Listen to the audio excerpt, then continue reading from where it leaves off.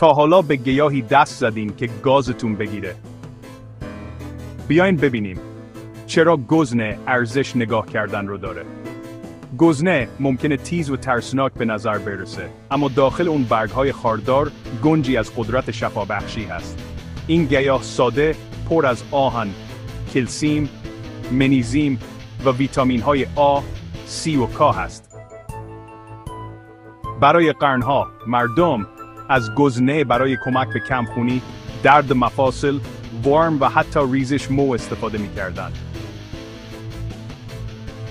و حدس بزنید چی؟ علم مدرن هم موافقه.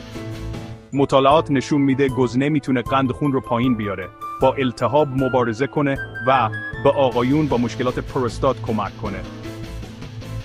میتونید اون رو به عنوان چای بنوشید، از روغنش استفاده کنید یا به عنوان ماسک مو امتحانش کنید.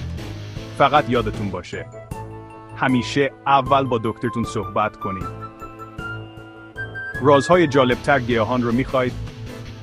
سابسکرایب کنید، سابس کنید، لایک کنید و به ما بگید دوست دارید درباره کدوم بعدی یاد بگیرید.